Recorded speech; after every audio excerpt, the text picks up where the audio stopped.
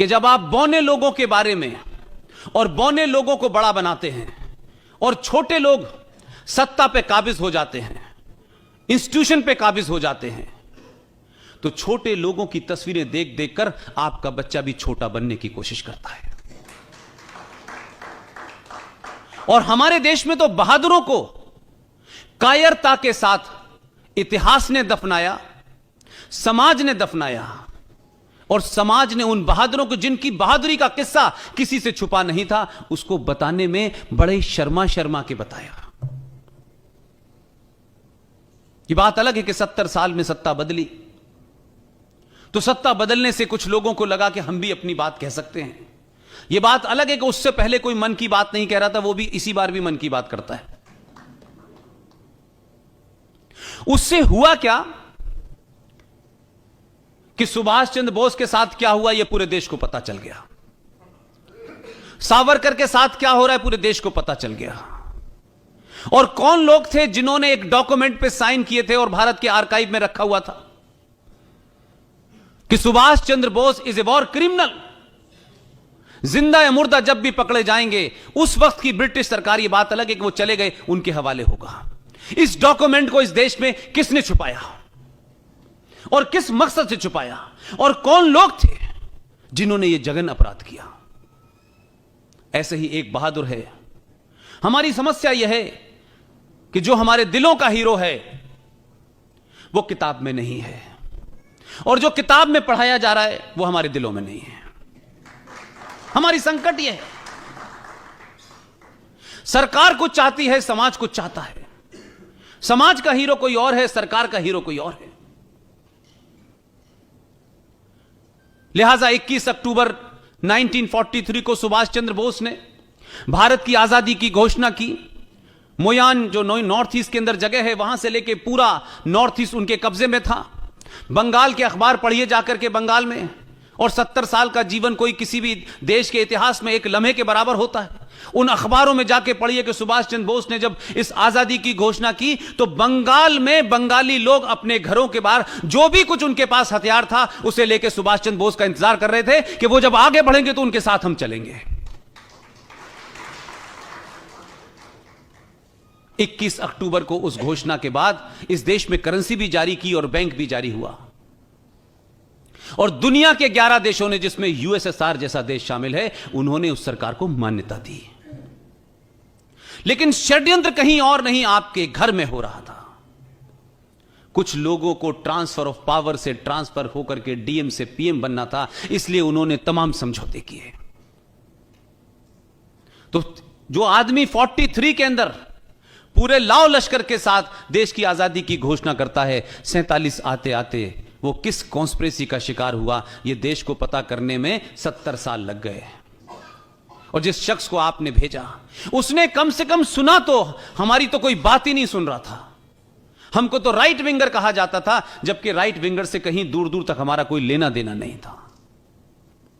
लेकिन बड़ी खामोशी से सुना, धैर्य के साथ सुना, तहम्मुल के साथ सुना, और सुनने के बाद इस नतीजे पे पहुंचा कि दुनिया भर से जितने डॉक्यूमेंट इकट्ठे किए हैं वो बिल्कुल सही हैं। और जब सही बात पता चल गई तो करेज देखिए, ये करेज आपने दिया है, देश ने दिया है, ये ताकत आपने दी है। आप ये मत मानिए कि आपने 23 मई का रिजल्ट देने के बाद आपने बहुत बड़ा काम कर दिया है। हर दिन यह एहसास कराना होगा कि देश तुम्हारे साथ है। जो साथ नहीं है वो उठ के चले गए, जो साथ नहीं है उनके बारे में कोई गलतफहमी नहीं रखना चाहता मैं। जो साथ हैं वो अपने साथ होने का परिचय दें। उसने पूरी बात को माना और 21 अक्टूबर को भारत के लाल किले पे दोबारा जाके झंडा फहराया।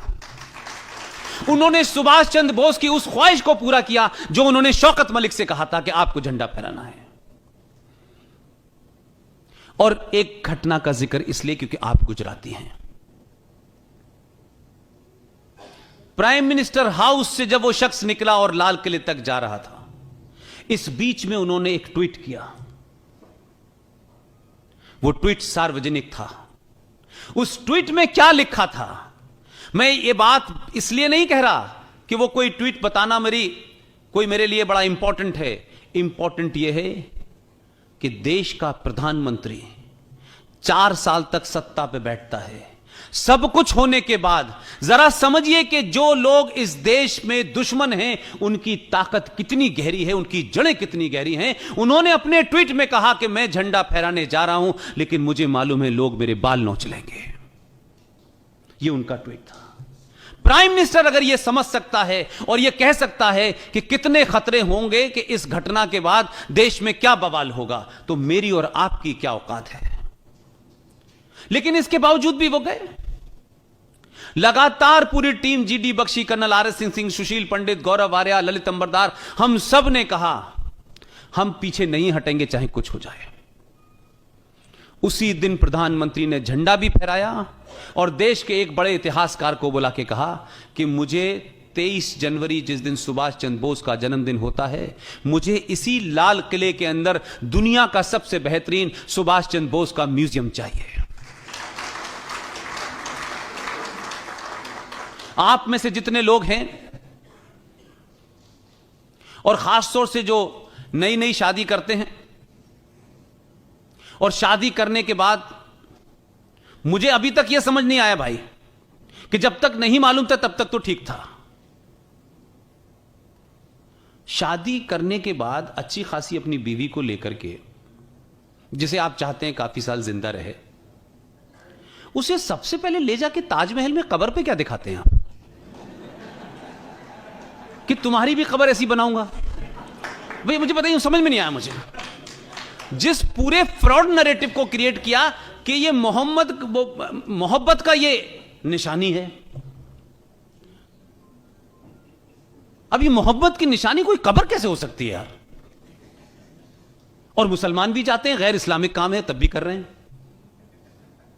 अगर आपको अपने बच्चों को, आने वाली नस्लों को, जो हमसे और हमारे बुजुर्गों से गलती हुई है और उसको सुधारना है, तो इस वक्त देश के अंदर बहुत बड़े बड़े काम हो रहे हैं।